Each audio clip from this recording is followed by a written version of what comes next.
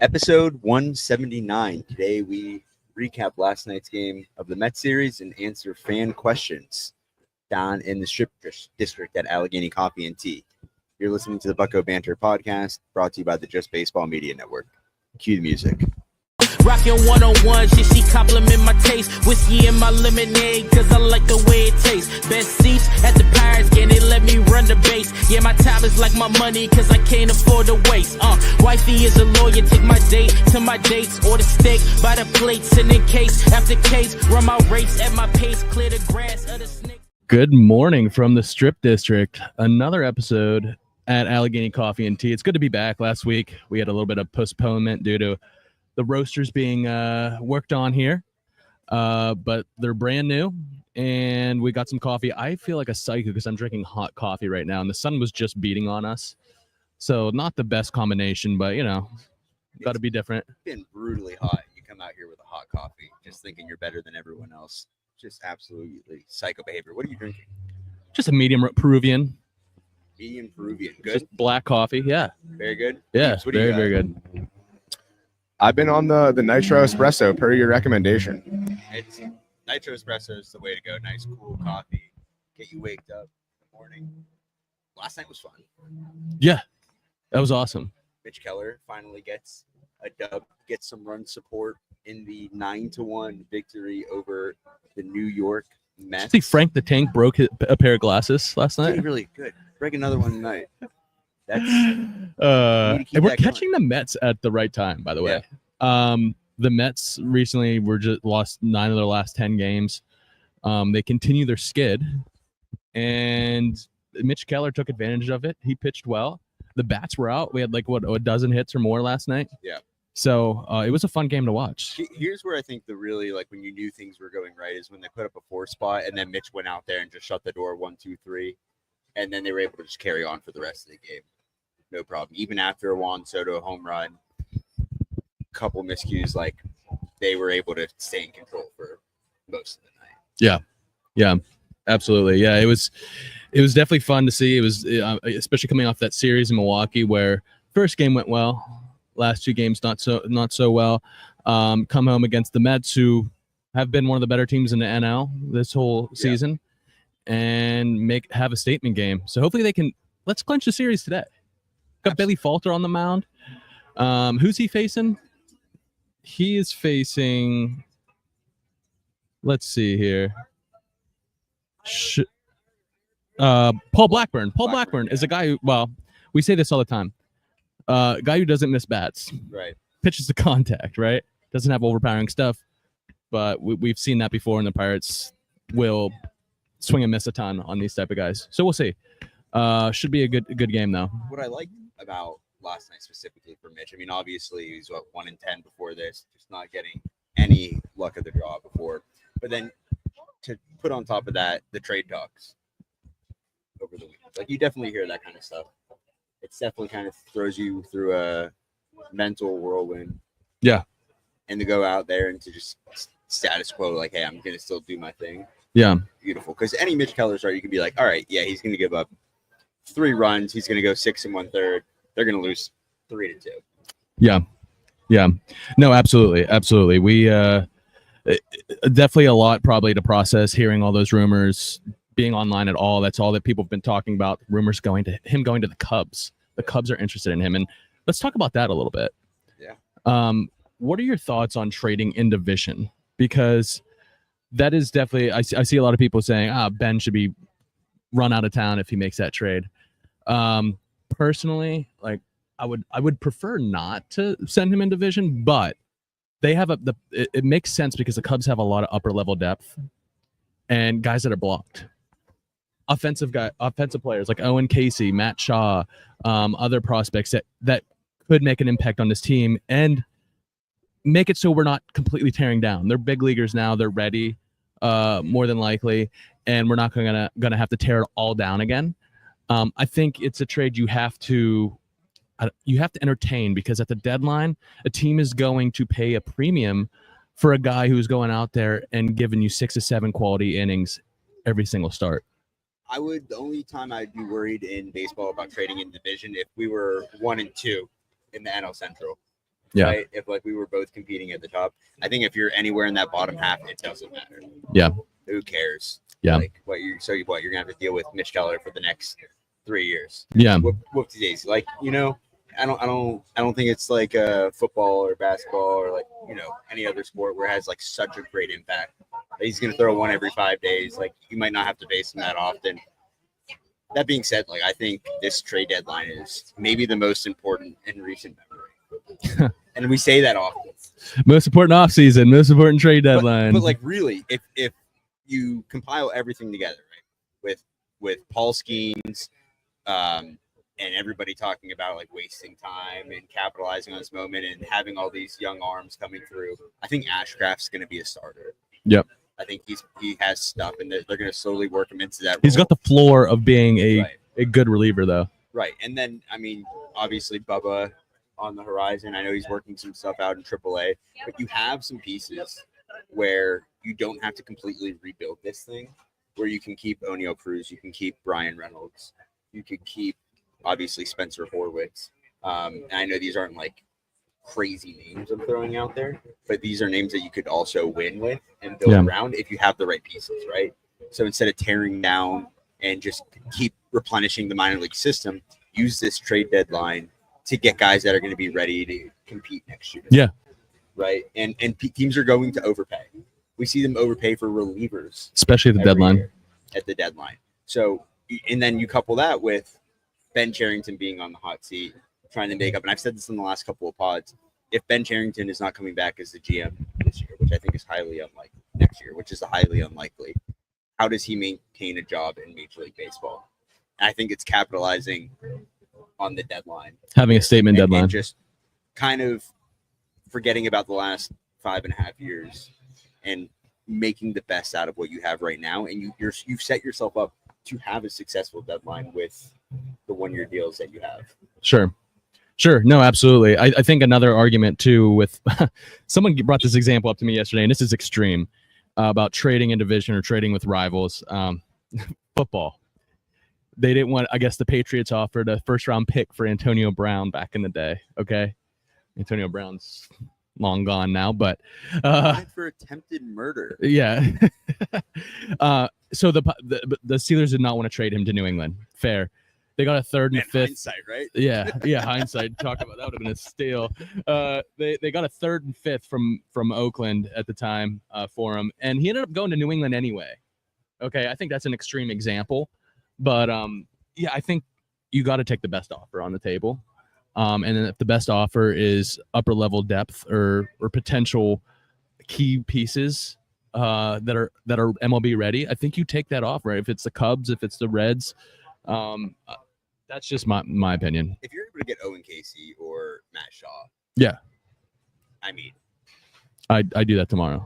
And then obviously best time of the year for MLB Scoops, the most trusted account on Twitter. Well, MLB Scoops. Let's talk about that real quick. Steve, do you have something for us?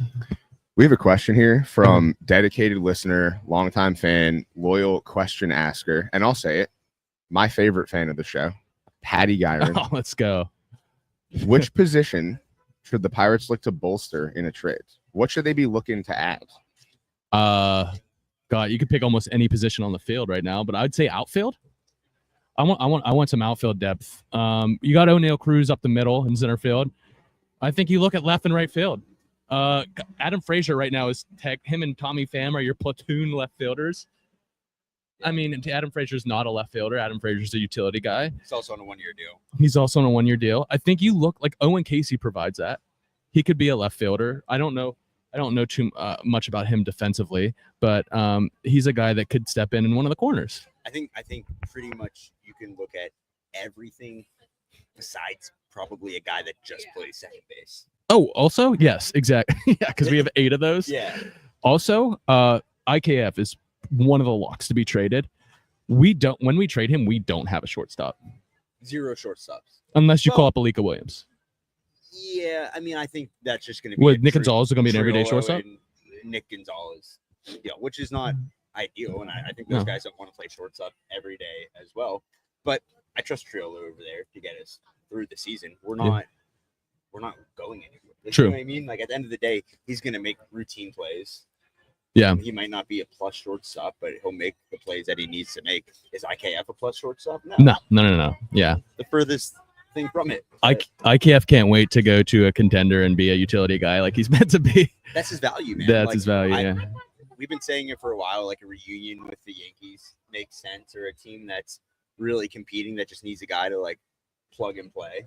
Yeah. That's the sweet spot. What are you going to get for a guy like IKF? I don't think the returns, maybe like a good reliever. So here's a thing. Bat. A lower bat for sure. But I talked to some fans at the ballpark yesterday in center field, and they were talking about guys they wouldn't trade. I would never trade Bednar. I would never trade Keller and all this stuff. And they were giving me, well, listen to all these reasons why. He goes, I said, okay, who's your top trade asset then? And the one guy told me Andrew Heaney. Andrew Heaney's on a 1-year deal. Yeah. Obviously, because we don't sign multi-year deals here in Pittsburgh. We don't do that here. We don't do that here. Okay, but what is Andrew Heaney going to bring you back? A lower bat. A lower bat. Like, you got to maximize your assets. 2 quick comments here from Twitter extraordinaire Bucko Mike. Him. First one is MLB Scoops is Jim Rosati. I knew it. I knew it. He says outfield, as you said, the top need. Third base, that speaks for itself. Shortstop, just mentioned that. Interesting one. Catcher. Oh, okay. Let's talk about that. That's interesting because right now, I would bet against Joey Bart being here long term, being your long term catcher. Yeah. Right now, I think they would prefer it to be Henry or Endy. And but the problem with Endy is he can't stay healthy. So we did used to have so many catchers. Beginning of the season, we have had 4 or 5 deep, and you trade Jason DeLay because you simply don't have room for him. But you bring in Brett Sullivan. I mean, they have options. Brett Sullivan's a fine backup probably on a non-contending team. But that's an interesting question because none of them have really emerged to take that position away fully. Henry Davis has had glimpses of greatness. The catching's good. The catching's great, but can he just hit above the Mendoza line? If Henry Davis could hit 9th in this, Austin Hedges has a full-time job batting 170. Right, he's not Austin Hedges though. Yeah, we don't talk about Austin Hedges here. Joey Bart is in his ARB years right now, so he's making 3. What is he making this year? 1.1. He's got unrestricted free agent in 28. I mean, again, if we could solidify the catcher position, that would be fantastic. And I don't think you can rely on Endy Rodriguez anymore. 2 arm injuries like that for a catcher, that's just foreshadowing even worse issues down in the future. I think we could probably say this, but there were rumors prior to the season that Joey Bart they were looking to move him potentially. There were rumors. And I don't know how true those rumors were, but I didn't mind that because at the time I was like, this is a good bat. This is one of your only good bats. At the time we're like, all right, he's the only one hitting in spring right now, and right. He started off the season hot too. At the same time, looking back on it, that would have been a good move for a team that was probably looking for a power catcher. You probably could have got more than he was probably worth at the time. 100%. So yeah, I think he's the odd man out. If the Pirates told you who they would rank as who they want behind the plate, I think he's the 3rd guy. Let's go back to MLB Scoops because I love talking about nonsense. Yeah. It's a terrible account. It's the worst account in all of sports. MLB Scoops, if you're listening, I hate you. You're the worst. Wow. It spreads misinformation, but it did throw out a Key Brian Hayes scenario. Alternative facts. It's a bad account. Really bad account. This was hilarious. Are you going to talk about the? Yeah, it said they're exploring Key Brian Hayes straight up for Jason Dominguez, which you do that yesterday. If let me tell you something, Brian Cashman, if he answers the phone to Ben Cherington and that was his offer, I think he would laugh hysterically and then set the phone, hang up on him. Yeah, if you could spit in someone's face over the phone, yeah, that would do that. And now is Jason Dominguez, camera guy likes that. I mean, I would do it if the Yankees were dumb enough to do that, but it's not going to happen. It's not going to happen. Couple things here. Bucko Mike says I'm the worst X account. No, I would venture to say it's actually the best. Was he voted the best X account, worst X account? And I thought Pony was. In my opinion, he's the best. We have a YouTube user comment. Okay. It just says YouTube user. This is more of a comment than a question, but I think it'd be interesting to talk about his future with the team. Isaac Mattson could be one heck of a closer, which is a position where we've seen some inconsistency. Closer. Ooh, interesting. Okay, so I'm biased. I love Isaac. We love Isaac. He's friend of the pod. Great guy. One of the nicest guys on the team. Yeah. I love, and I think Jim. I'm quoting Jim Rosati. I hate myself. I think Jim tweeted this last night. He goes, "I love how Isaac." Paraphrasing, I love how Isaac just goes up there and just says, just fires fastballs and say with confidence and says, try and hit it. He pitches with a lot of confidence and it's fun to watch. I love the energy that he brings. Now, as a closer, he throws 3 pitches. I think he has a slider and a change too, along with a 4-seam. I don't know if I see him as a closer, more so maybe a 7th inning guy, but a really good middle reliever. I like the role that he's in now. I don't think you mess with that. But he does have the energy to be a closer. So what do you think? I think that just us having this conversation shows why you should entertain offers and trade Bednar and entertain offers and 100% trade Santana. Because if we're talking about Isaac Mattson being a closer, you got Santana off of waivers, right? You could find these guys out there. Like relievers have great years and then they have terrible years. It's so fluid. So I mean, yeah, okay, maybe Isaac could be a closer. Then let's get rid of the guys right now and get the highest return possible. People overpay significantly for good relievers at the deadline. Why? Because bullpens can win you baseball games. Yeah, down the stretch. If you have a guy like Dennis Santana, or honestly, Bednar's been phenomenal as of late. Dude, I don't think you miss out on another window. Oh man, that infamous ledge, man, it's gonna get somebody. I don't think you miss out on another opportunity to recoup the value or get something in return for David Bednar. They already did a couple years ago when he was an all-star, right? Yeah. He's regained that value. You don't need a closer right now. You just don't. You don't need an all-star closer. The only reason to close out what? Yeah, to close out what? The only reason you're keeping him around is simply because of his roots. And I think that's, a good team trade someone too early rather than too late. It was too late for a long time, but now he's regained that value. I think you got to get something in return for him. I think you would. I think you'd get something for him and Santana. I don't know if I would trade both, but I think you take the best offer. And if you get 2 ridiculous offers for both of them, take it. Yeah, I mean, you could make the argument that, okay, well, then if you're setting yourself up to win next year, now you've just depleted your bullpen. Yeah. Go out and just sign a bunch of arms. You know what I mean? Like you'll find your guy. You'll find a guy that gets hot. You can get guys on 1-year deals, man. At the free agent market. Like I know we talked about the Pirates not wanting to spend money. You don't need to spend money on relievers. And I think they could also get some relievers back and some deals. There's a lot of guys that everyone is apparently on the table except for what was reported, Kutch and Skeens, which is pretty funny. But like, if everyone's on the table, you could get a reliever back. Yeah. So. Exactly. Yeah. Trade some guys that aren't. And I do want to mention, they have some good relievers in the upper levels. We saw this last year. They traded Luis Peralta, Freddie Peralta's brother. I don't know how he's doing this year, but he did really well with Colorado last year. He was in Altoona. Did really well in Altoona. Altoona has a few guys. Brandon Benoit, who we had on the show. Ryan Harbin. Wilkin Ramos. Eddie Yean. You got Kyle Nicholas, who we still believe in the stuff. You've got some guys that in your system at the upper levels that could be good relievers. I just want a full bullpen of just Aussies.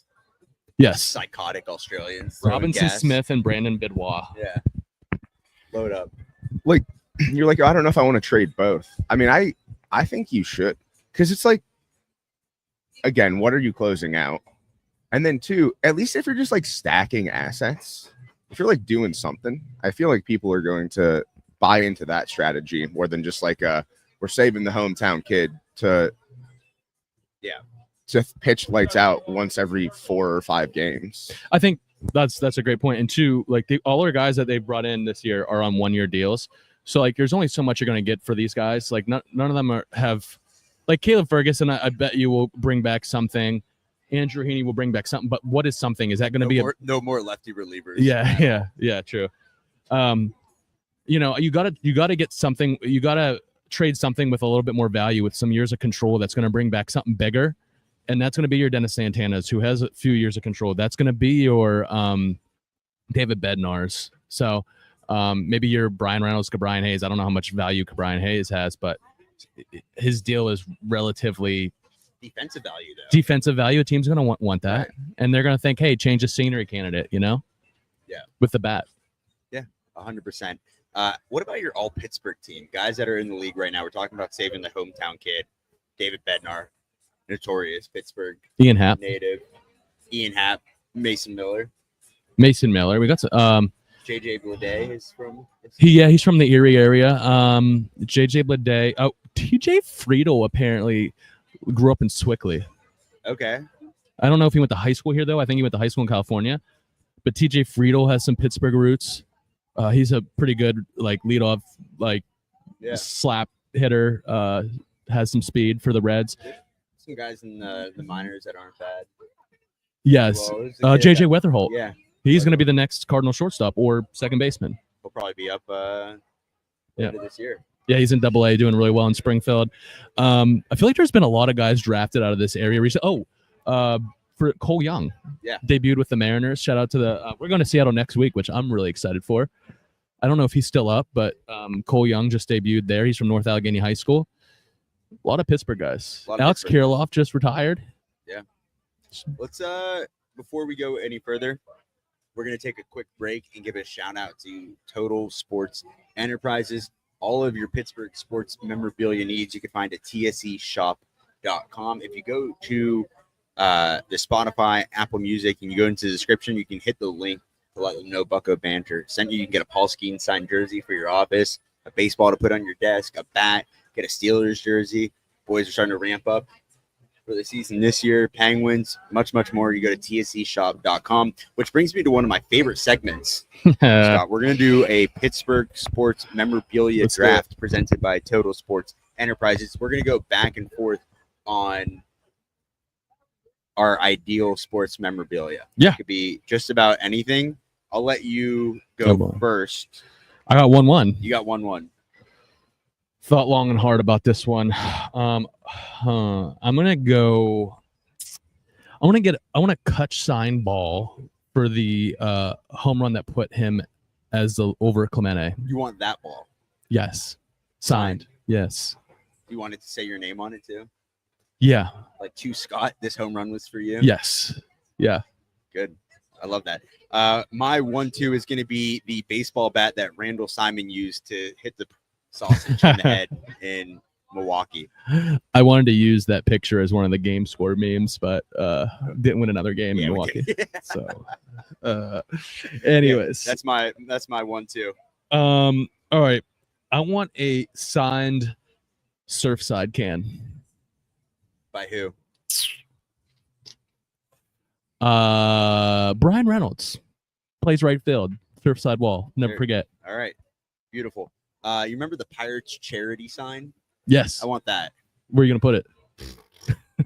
That's the centerpiece of my apartment. I Oh, got one piece of art. It's a Pirate charity sign. getting ridiculous. Alrighty. I'm going to do a Jared Triolo signed torpedo bat. Good. I want, the cases that you put a baseball in, right? Yeah. The glass case. The glass case you put a baseball in that we hand out from Total Sports Enterprises all the time. Yeah. I want, instead of a baseball in there, I want a ball of gum that was chewed by Clint Hurdle throughout his years in Pittsburgh. So somebody collected all the gum, they made it into a baseball. Probably dry so he could sign it. Exactly. And then you let it dry, you let it age, and then it's signed by him. It's like aged cheese. Aged cheese. Yeah, Okay. absolutely. People listening to this right now are like, what the hell is going on in those guys' heads? That's my third pick. All right, my last pick. I thought long and hard about this one. I want a signed contact lens by Tommy Pham. Ooh.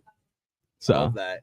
yeah, You can see now. he can see now, and he can. So because he can see it, he can hit. He can At that hit. price point, $4 million, he can hit. And then my last one, I just want that Paul Skeens card. Okay. That's Paul Skeens card. Oh my God, this is ridiculous. draft. That was a great draft. Yeah. That was fun. For all of your sports memorabilia needs, Pittsburgh sports, Penguins, Pirates, Steelers, go over to tscshop.com. And we're back. I just have to weigh in on this one thing that I want a Carlos Santana signed the walk-off home run. Most electric That game I've ever we been. have a video of that was the best electric. moment, Yeah, maybe of my whole life. that was a good one. That was good. We got a fan question. Well, let's talk about tonight's game then. We got Peterson and we got Peterson versus Bailey Falter. Bailey Falter has also been a name that's been brought up. He's another guy who has years of control. Right. Talk about like getting like a higher return on somebody. Bailey Falter could be a guy as well. Could he bring back, like, say Detroit's interested? They want to add a starter to their end of their end of the rotation. Yeah. A reliable starter. Could he bring back, I don't know, high A, double A prospect of some sort? He's got 3 years of control left, 2 years of control. He's pitched really well, man. His May was incredible. He just gets outs. Yeah. Pitches to contact, and I think, like we said, a team is going to pay a premium for that at the deadline. You're going to get more at the deadline than you would in the offseason. Yeah. We hear people say, "Oh, wait till the offseason to trade this guy." Deadline, if you want to maximize that return, probably especially on pitching, that's when you're going to move these guys. The one thing that Bailey succeeds at is extension and getting that four seam at the top of the zone. As of late, we haven't seen that work as well as it did in the month of May. Yeah. June's been a little bit more of a struggle, but again, I think that for the progress that he's made in just a year, any team would be extremely interested in that. Yeah, absolutely. Do we have a question? How's it going? Bill from Indiana, PA. Hi, Bill. You look familiar, Bill. Yeah, I'm a big fan. Big fan. Okay. After a big offensive explosion last night, what's the chances like we repeat something like tonight? I like it against the pitcher we're facing tonight, Paul Blackburn. I mentioned earlier, we talk about these guys that don't really generate a ton of swing and miss, and then the Pirates face them and then generate a lot of swing and miss. So I don't want to jinx it, but I like the matchup. I think it's going to be a higher scoring game tonight. I say there's zero chance they score 9 runs tonight. There's no way the Pirates score. I'm saying on both sides, I think it might be a higher scoring game. On both sides. Yeah. Okay, I mean, you're going to get O'Neal Cruz back in the lineup. He's been struggling. When I'm saying high scoring, maybe 7-5, 6-5, something like Okay. that. Let's good question. Not 2-1, Get but this yeah. man a free coffee. Yeah, good question, Bill. Let's talk O'Neal Cruz real quick before we actually go into the details of tonight's game. Been struggling like hard as of lately. And I was hanging out with my dad yesterday, and he's asking what's going on with O'Neal Cruz.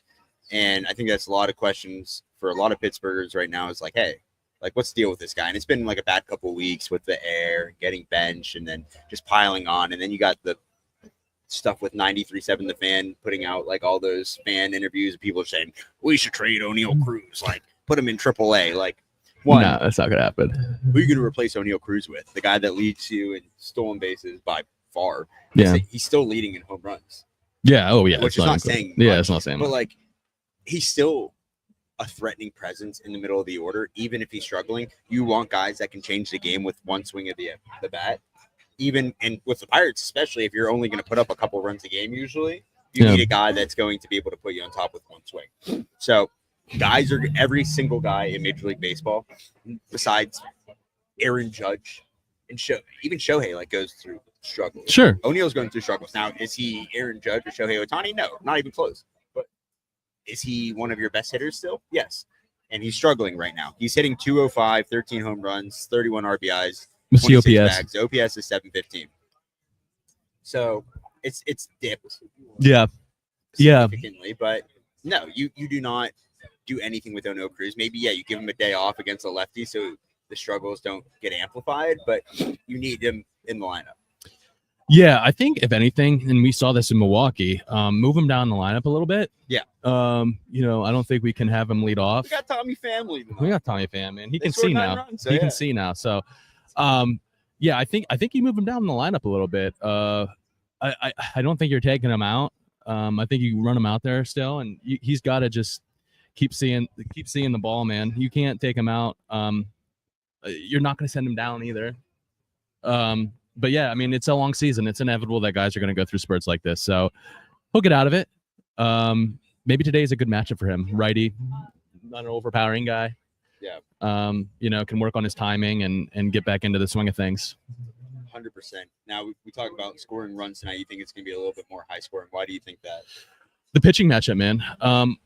So I don't know if Bailey Falter's a good matchup for the Mets. I like facing Paul Blackburn. I think these are guys that are not. We're not going to see a ton of Ks.